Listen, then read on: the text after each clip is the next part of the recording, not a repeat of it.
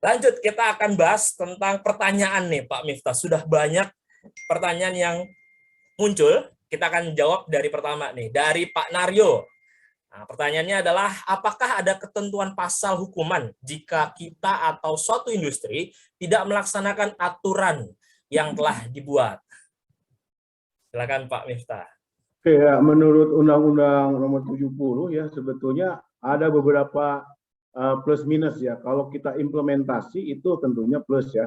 Plus itu juga membantu dalam hal peringkat proper ya, ya. Kemudian selain itu juga untuk beberapa perusahaan yang multinasional sebetulnya yang mereka itu dapat funding dari World Bank atau ASEAN Development Bank, dia akan dapat soft loan ya, soft loan seperti itu. Nah, bagaimana kebalikannya apabila tidak menerapkan ya, dia ada ketentuan hukumnya.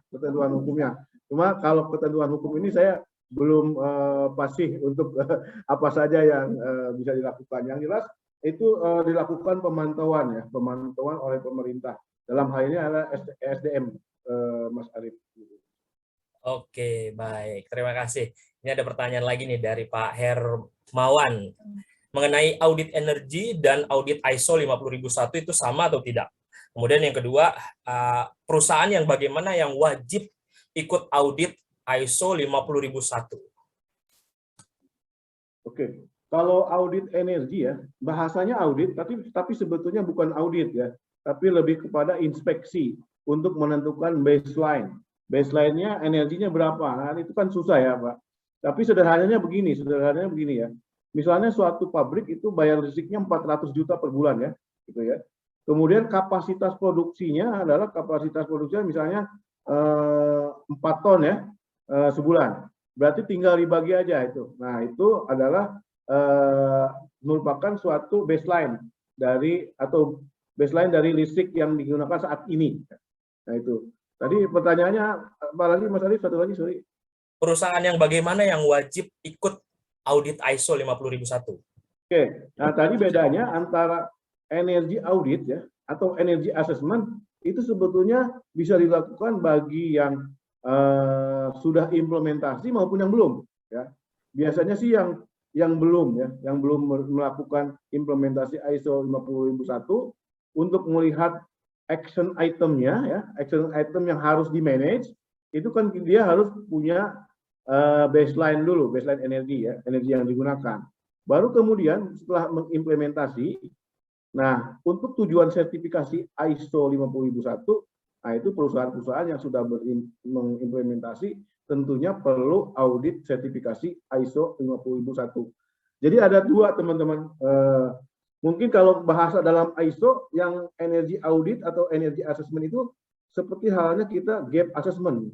Begitu ya Pak Denny ya biasanya ya. Gap assessment kan kita sebelum menentukan kebijakan, sebelum menentukan PDCA-nya itu, plan do check and act-nya itu biasanya kita kan gap assessment dulu. Nah, hanya saja gap assessment dalam energi ini perlu detail ya. Setiap mesin kita harus lihat karena nanti akan menjadi opportunity ya. Menjadikan opportunity sebagai suatu kebijakan ya. Misalnya kalau saya lihat dari sistem produksi itu kan paling banyak yang membutuhkan energi itu seperti boiler, kompresor ya, apalagi proses-proses produksi yang melibatkan panas dingin ya, misalnya suhunya naik kemudian turun lagi gitu ya. Nah, itu energinya pasti banyak digunakan. Tetapi kalau tidak stabil misalnya atau ada ketidaksesuaian, nah itu adalah peluang kita untuk masuk menurunkan ENPI tadi ya gitu. Oke, Pak Miftah, kalau misalkan saya ngelihat tuh ada banyak BUMN atau banyak kontraktor kalau mau tender di ESDM atau di PLN atau di beberapa perusahaan-perusahaan yang menggunakan energi itu mewajibkan di CSMS atau di dokumen persyaratan administrasi mewajibkan ISO 50001. Apakah benar itu, Pak? Ya, beberapa memerlukan karena tujuannya kan sama-sama ya, Pak Denny dan teman-teman. Jadi kalau tadi kan kita ada bagian procurement ya, Pak Denny ya. Procurement merupakan salah satu klausul di dalam 6 titik berapa tuh saya lupa ya, belum hafal juga. 6 Nah, procurement ini jadi satu bagian. Jadi dalam hal sustainability ya, stakeholder juga harus ikut serta ya. Maksudnya dalam hal ini vendor ya, dalam hal ini vendor, rantai ekonomi yang sustainable kan vendornya juga bisa melaksanakan sesuai dengan apa yang menjadi bagian kebijakan ya. Misalnya dalam hal pemenuhan energi efisiensi, tentunya mereka juga harus punya sertifikat ISO 50001 sebagai peserta tender gitu Pak. Oke. Ini dari Pak Taqiyuddin juga bertanya, kalau untuk menjadi seorang auditor ISO 50001, apakah harus kita ikut sertifikasi khusus seperti IRCA atau cukup training aja, awareness atau in-house, atau seperti apa Pak untuk menjadi auditor ISO 50001 untuk dapat mengaudit di perusahaan?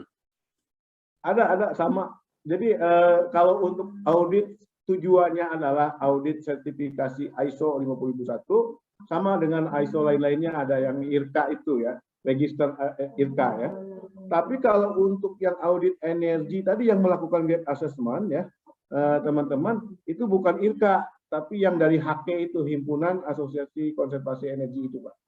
Itu dari HK.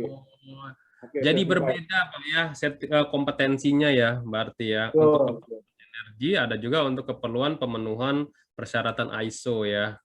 Tuh. Jadi bedanya sih begini teman-teman ya. Kalau yang tadi HK itu audit energi, tapi sebetulnya bersifat konsultansi, ya. Bersifat konsultasi karena apa? Menentukan, kita bareng-bareng studi ya. Studi dulu melihat masalahnya energi ini pemborosan di mana terjadi, misalnya di bagian boiler, di bagian pemanasan atau pendinginan ya, atau mungkin di HVAC-nya, itu juga menjadi satu bagian ya. Misalnya bagian pompa ya, yang sebetulnya bisa dilakukan secara gravitasi, tapi kita lakukan pakai pompa, nah itu jadi satu bagian yang menjadi opportunities untuk dilakukan saving energi ya. Ini saya lanjutin lagi nih Pak. Pak Lutfiana Aziza nih dari Mbaknya nih ya. Saya ingin bertanya mengenai manajemen energi. Ini apa hubungannya dengan kecelakaan nih Pak? Misalkan menghitung atau memperkirakan saat terjadinya kecelakaan, apakah ada perhitungan sendiri proses produksi? Mungkin hubungan antara sistem manajemen energi dengan sistem manajemen K3 kali, maksudnya gitu Pak, yang mengakibatkan kecelakaan terhadap tabung atau terhadap mesin-mesin panas dan lain-lain. Ya, kalau terjadi ekses ya pasti ada hubungannya pasti ya. Ekses energi itu pasti di dalam ISO 45001 juga ada 45000 ya, ada kaitannya gitu ya dan K3. Dan pada saat sebetulnya ada bagian khusus di dalam energi manajemen itu mengenai K3-nya Pak Dedi. Jadi memang di dalam sistem manajemen energi ini sudah include juga sistem manajemen K3 ya. Betul.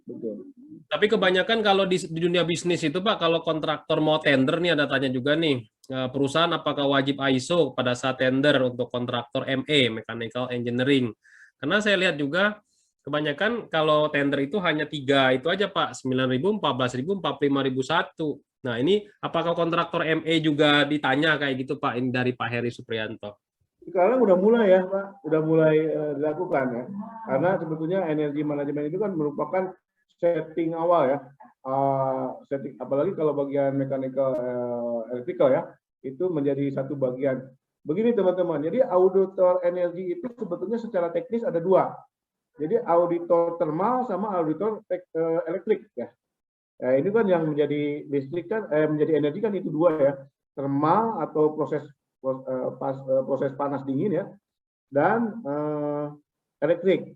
Nah, biasanya kalau kita melakukan audit energi secara teknikalnya, itu yang dilihat adalah 2 itu. Jadi di elektriknya maksudnya dari listrik yang dari PLN gitu ya.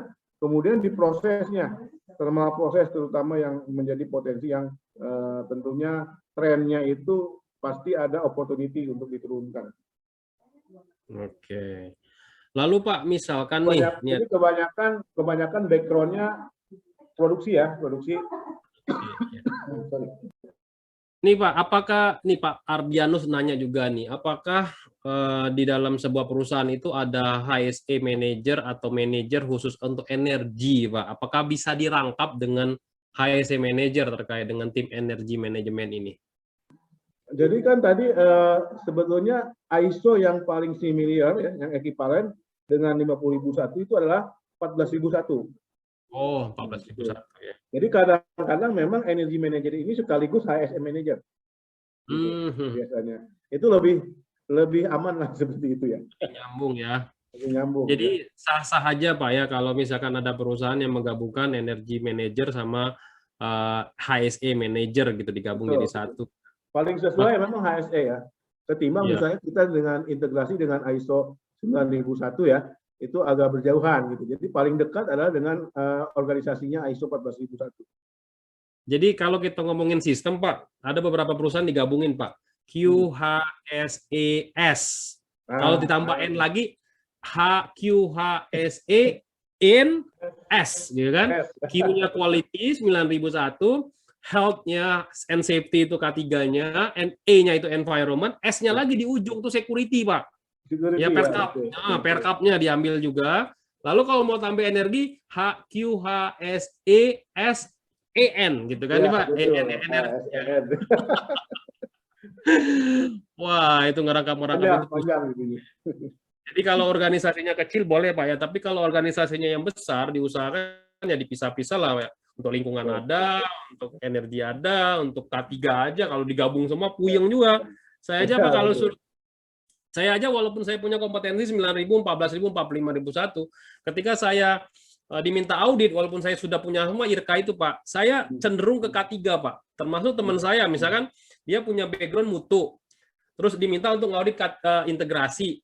Hasil temuannya itu semua mutu. Saya selalu ingetin, hoi, kalian itu ngauditnya integrasi, K3-nya mana? Saya bilang kayak gitu. Termasuk saya, ketika saya ngaudit nih Pak, lucunya, auditnya kan integrasi, mutu, K3 lingkungan. Kecenderungan temuan saya itu ke K3. Makanya ini sebenarnya harus dipisahin, lebih baiknya gitu Pak ya. Betul. Dipisahin. Nah, adapun kalau bisa disatuin itu yang selaras aja, yang similar ya. Gitu. Oke, kita lanjutin lagi. Nah, ini agak mendalam nih Pak. Pak Jogi. Wah, Pak Jogi ini kayaknya udah belajar nih manajemen energi. Dia bilang seperti ini. 6.4. Energi performance indikator dan energi baseline itu bedanya di mana Pak? Apakah ada contoh dokumennya, pemenuhannya seperti apa? Jadi kalau baseline memang tadi ya hasil tetapan yang kita sudah lihat prosesnya ya. Prosesnya seperti apa dan akhirnya kita bisa menyimpulkan bahwa produk kita ini membutuhkan sekian watt ya untuk suatu produk. Nah, itu adalah hasil baseline ya. Tetapi kalau untuk performance indikator tuh seperti halnya kita dalam ISO yang lain itu KPI-nya ya. Performance indikatornya apa di dalam setiap proses itu. Misalnya dalam proses pemanasan dan sebagainya itu yang jadi performance apa? Untuk bisa diturunkan, misalnya dari proses A ke B, B ke C gitu ya, seperti itu Pak. Dan berapa bisa sampai berapa persen dia bisa diturunkan ya. Seperti halnya performance indikator. Jadi bedanya itu kalau yang satu memang kan kuantitatif ya, yang satu presentasi gitu Pak. Nah, dokumennya itu ya. Seperti halnya ISO lainnya Pak. Baseline itu sebagai hasil gap assessment ya, gap assessment. Sedangkan untuk performance itu targetnya ya, targetnya. Yang pasti kalau target berarti harus smart Pak ya, spesifik, measurable, reasonable, time bound gitu ya, timeline ya.